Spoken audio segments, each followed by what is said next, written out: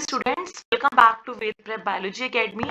तो आज हम एक बहुत इंपॉर्टेंट एस्पेक्ट डिस्कस करने जा रहे हैं, डेट इज एमएससी जूलॉजी। अगर हमें करना है तो हमें सीयूईटी पीजी का जो एंट्रेंस एग्जाम देना है उसके लिए कैसे प्रिपरेशन करना है, उसके क्या क्या सिलेबस है, उसका एलिजिबिलिटी क्या है, हम किस किस यूनिवर्सिटी में अप्लाई कर सकते हैं।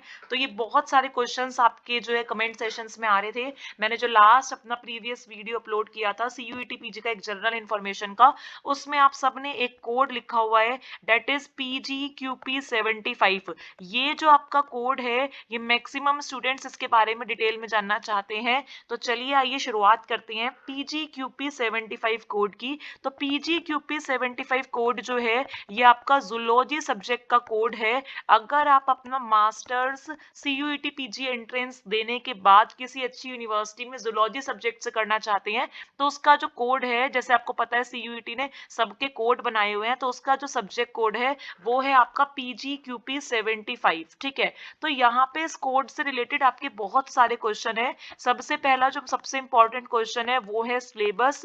सिलेबस के बाद हम कौन सी बुक जो है वो रिकमेंड करें, आपकी रिकमेंडेड बुक कौन सी होंगी जिसको पढ़ के आप इस सिलेबस को कवर कर सकते हो। उसके बाद यूनिवर्सिटी वाइज आप लोगों की एलिजिबिलिटी क्या है, किस किस यूनिवर्सिटी ने कब कब क्या क्या एलिजिबिलिटी मांगी है। जब अगर आप उनके यहाँ जाओगे तो वो आपको ये ना बोले कि यू आर नॉट एलिजिबल, आपका एग्जाम भी क्लियर हो जाए और आप एलिजिबिलिटी को फॉलो भी ना कर रहे हो, तो वो भी आपको ध्यान में रखना है। उसके बाद आपको एक एज लिमिट हर यूनिवर्सिटी ने मेंशन की हुई है, किसी किसी ने मेंशन नहीं भी की हुई है, लेकिन जिसने मेंशन की है तो उसके हिसाब से आपको अपना एज लिमिट जो है वो देखना पड़ेगा। तो ये यहाँ पे आपकी कुछ बातें हैं जो आपको पता होनी चाहिए, एलिजिबिलिटी क्या है, एज लिमिट क्या है, कौन सी बुक पढ़नी है, सिलेबस क्या है, एंड एट लास्ट आपको पता होना चाहिए हाउ टू प्रिपेयर, हमें प्रिपेयर करना कैसे है। तो एक एक करके हम इन सारे फैक्टर्स के ऊपर डिस्कस करते हैं। तो सबसे पहले हम लोग बेटा यहाँ पे बात करने जा रहे हैं सिलेबस की। एट फर्स्ट हम लोग यहाँ पे बात करने जा रहे हैं सिलेबस की। सिलेबस की अगर मैं बात करूं तो जो आपका ऑफिशियल साइट है, ऑफिशियल साइट पे आपके जो एमएससी जूलॉजी एंट्रेंस का जो सिलेबस मेंशन है उसके अकॉर्डिंग आपको 14 सब्जेक्ट्स कवर करने हैं। कितने सब्जेक्ट्स कवर करने हैं डियर स्टूडेंट्स? आपको 14 सब्जेक्ट्स जो है वो कवर करने हैं। एक एक करके हम उनके बारे में जानते हैं, जो बुक्स है वो जानते हैं कि हमें किस सिलेबस के लिए कौन सी बुक जो है वो यहाँ पे रिकमेंड करनी है। तो सबसे पहले यहाँ पे जो आपका सब्जेक्ट मेंशन है बेटा वो है सेल बायोलॉजी। सेल बायोलॉजी आपका एमएससी जूलॉजी एंट्रेंस में एक बहुत इंपॉर्टेंट रोल प्ले करने वाला है। सेल बायोलॉजी में आपको पता है आपको सेल सिग्नलिंग पढ़नी है, मेम्ब्रेन पढ़नी है, आपको क्या कहते हैं कैंसर पढ़ना है, अपोप्टोसिस पढ़ना है, सेल साइकिल एंड डिवीजन पढ़ना है, प्रोटीन ट्रैफिकिंग पढ़नी है। तो सेल बायोलॉजी के लिए बेटा जो बेस्ट बुक आप रिकमेंड कर सकते हो वो लॉडिश की बुक है। लॉडिश के अलावा बेटा आप लोग कूपर की बुक भी जो है रिकमेंड कर सकते हो। आप एल्बर्ट की जो बुक है वो भी रिकमेंड कर सकते हो, और अगर आप कोई सिंपल लैंग्वेज ढूंढना चाह रहे हो तो आप कार्प की जो बुक है आप लोग वो भी रिकमेंड कर सकते हो। नंबर सेकंड अगर हम यहाँ पे बात करें बेटा तो नंबर सेकंड जो यहाँ पे आपका सब्जेक्ट मेंशन है वो मेंशन है आपका बायोकेमिस्ट्री।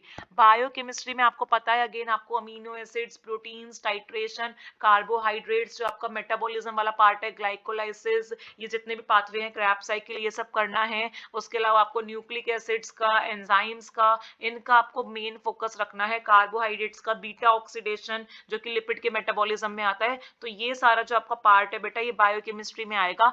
बायोकेमिस्ट्री की तो आपको पता ही है सबसे बेस्ट बुक होती है बेटा लेनिंजर। सबसे बेस्ट बुक है यहाँ पे बायोकेमिस्ट्री की वो है बेटा लेनिंजर।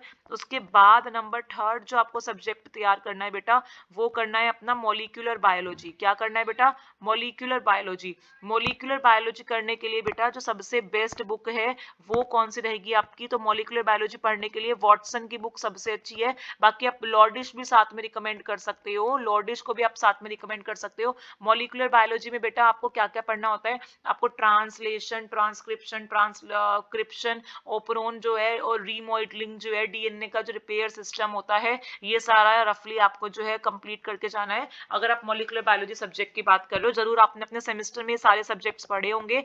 उसके बाद बेटा जो मेरा फेवरेट सब्जेक्ट है वो भी यहाँ पे मेंशन है, date is ecology.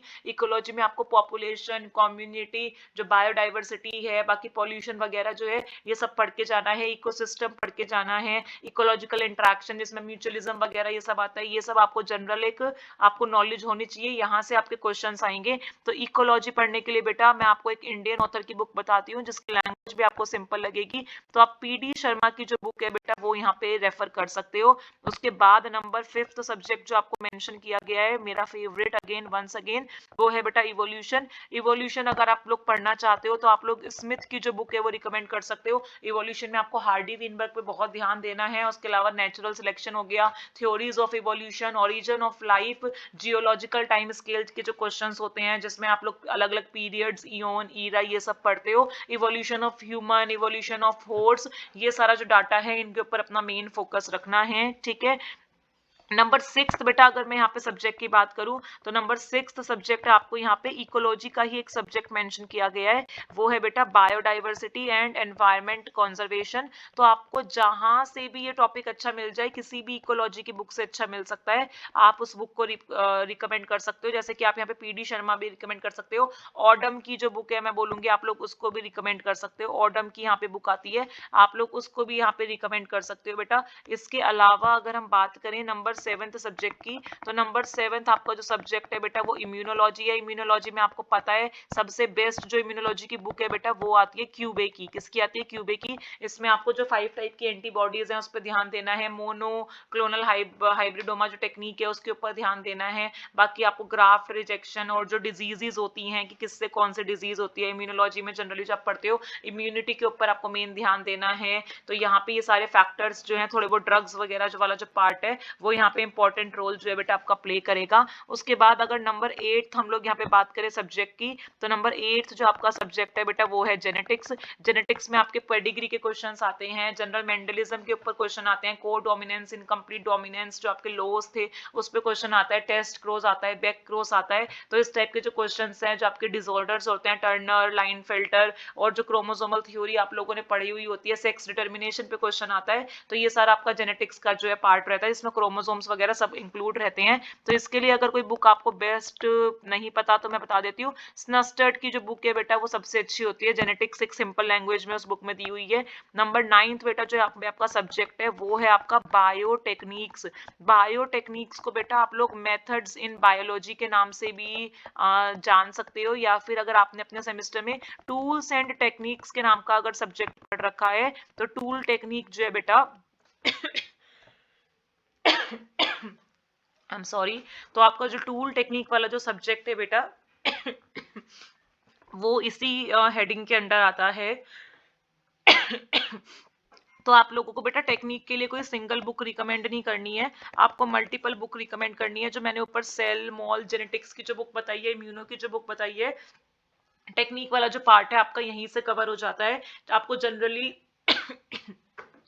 SDS page हो गया, ये सारी जो टेक्निक होती है, सैम टैम हो गया, mass spectrometry, X ray crystallography, generally जो ये सारी टेक्निक है वो आप लोगों को पढ़नी होती है। सिमिलरली इसके अलावा नंबर 10 अगर हम सब्जेक्ट की बात करें तो सबसे इंपॉर्टेंट, सबसे ज्यादा वेटेज, ये आपका मोस्ट इंपॉर्टेंट सब्जेक्ट रहेगा, वो आने वाला है बेटा वर्टिब्रेट और इनवर्टिब्रेट्स के ऊपर से। इसको आप लोग एनिमल डाइवर्सिटी के नाम से भी जानते हो। तो सबसे पहले तो आप लोग एक बेसिक कंसेप्ट डेवलप करने के लिए आप लोग एनसीईआरटी को भी रिकमेंड कर सकते हो। और उसके बाद आपको पता है कोटवाल की जो बुक आती है, कोटवाल की जो बेटा आपकी बुक आती है एनिमल डाइवर्सिटी की, वो बहुत बेस्ट बुक है। आई थिंक अगर आप जूलॉजी के स्टूडेंट हो, अगर आप जूलॉजी के स्टूडेंट हो बेटा तो आपने इस बुक को जरूर पढ़ा होगा बेटा, आपने इस बुक को जरूर पढ़ा होगा। ये जो बुक है बेटा आपने इस बुक को जरूर पढ़ा होगा कि जो एनिमल डाइवर्सिटी की बुक आती है, कोटपाल, पाल नहीं बेटा, कोटपाल, कोटपाल की जो बुक होती है आपने इसको जरूर पढ़ रखा होगा। बहुत अच्छी बुक है, RL कोटपाल के नाम से आती है, पूरा नाम इसका RL कोटपाल होता है। ये सबसे बेस्ट आपकी बुक जो है रहेगी आपके इस टॉपिक के लिए, और सबसे ज्यादा वेटेज आपको अपने एग्जाम में इसी का दिखने वाला है। नंबर 11 सब्जेक्ट की अगर हम बात करें बेटा तो वो आता है आपका डेवलपमेंट बायोलॉजी। डेवलपमेंटल बायोलॉजी में आपको सी अर्चिन वगैरह ये सब कंप्लीट करना है, ह्यूमन रिप्रोडक्शन वगैरह सब कंप्लीट करना है। यहाँ पे ड्रोसोफिला और जो आप लोग यहाँ पे पढ़ते हो विंग्स वगैरह कि किसकी बॉडी में कितना एब्डोमन होता है, ये सारे जो क्वेश्चंस है वो आपको कवर करने हैं। और इसके लिए सबसे बेस्ट बुक आपको पता ही है, गिलबर्ट्स की बुक यहाँ पे सबसे बेस्ट रहती है। नंबर 12 अगर हम बात करें तो नंबर 12 जो आपका सब्जेक्ट है बेटा वो है आपका बायोस्टैटिक्स, वो है आपका बायोस्टैटिक्स।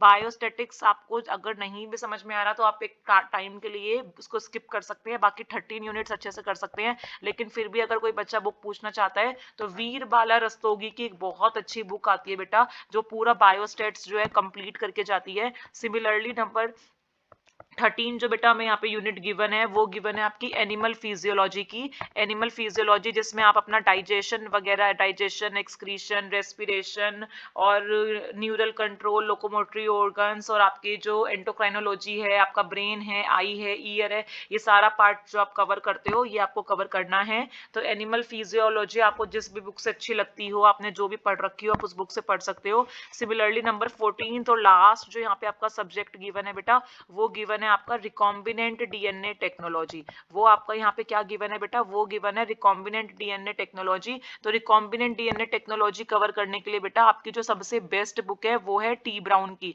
आप लोग टी ब्राउन बायोटेक्नोलॉजी की जो बुक है आप लोग इसको रिकमेंड कर सकते हो। इसमें बहुत अच्छा आपका आरडीटी जो है, रिकॉम्बिनेंट डीएनए टेक्नोलॉजी जो है वो बहुत अच्छा दिया हुआ है। So this is all about the syllabus for zoology. ये 14 सब्जेक्ट्स आपको करने हैं, इनका जो डिटेल वर्जन है वो आपको करना है। तो इसके लिए आपको एक प्रॉपर अपना स्टडी प्लान बनाना पड़ेगा। 14 सब्जेक्ट्स हैं बेटा। अगर आप यहाँ पे एक स्टडी प्लान की बात करें, किस तरीके से स्टडी करें, हमारा स्टडी प्लान क्या होगा, तो टोटल बेटा आपके पास 14 सब्जेक्ट हैं। और एज ऑफ नाउ आप मान के चलो कि आप जो है मिड ऑफ फरवरी में हो, आपका जो बेटा एग्जाम होगा वो ऑलमोस्ट मिड ऑफ जुलाई तक जाएगा या फिर एंड ऑफ जून तक जाएगा। तो इस हिसाब से आपके पास आप काउंट कर सकते हो मार्च, अप्रैल, मई, जून, एटलीस्ट आपके पास बेटा 4.5 से 5 मंथ्स का जो टाइम है वो आराम से है।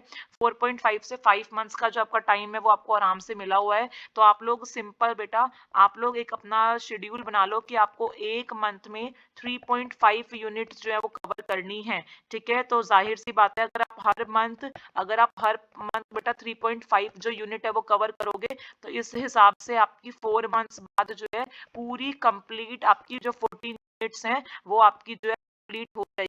पूरी जो आपकी यूनिट है वो आपकी कंप्लीट हो जाएगी। आप कैलकुलेट कर सकते हो, इनको टोटल करोगे तो आपका 14 यूनिट्स जो है यहाँ पे आपकी जो है बेटा कंप्लीट हो जाएगी। ठीक है, उसके बाद जितने भी आपके रिमेनिंग डेज हैं बेटा, जैसे कि अगर 1 मंथ भी बच रहा है तो आप लोग उसको रिवीजन में यूटिलाइज कर सकते हो। इन यूनिट्स के साथ साथ बेटा आपको प्रीवियस ईयर क्वेश्चन जरूर सॉल्व करना है।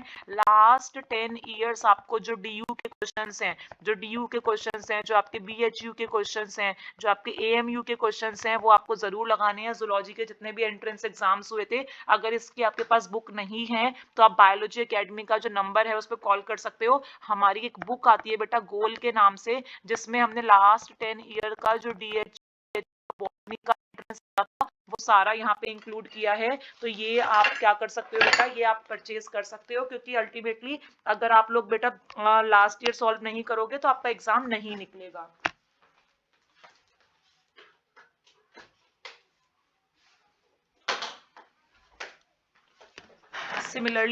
सिमिलरली यहाँ पे अगर आप यहाँ पे इस स्ट्रेटेजी के साथ प्लानिंग करोगे तो आपका सारा सिलेबस जो है वो कंप्लीट हो जाएगा। अब अगर हम बात करें कि क्या PGQP 75 के अलावा कोई और कोड है जिसको यूज करके हम जूलॉजी का एंट्रेंस क्लियर कर सकते हैं, तो अगर आपने मिस कर दिया हो तो मैं आपको बता देती हूँ बेटा, एक और कोड है यहाँ पे जिसका नाम है PGQP22।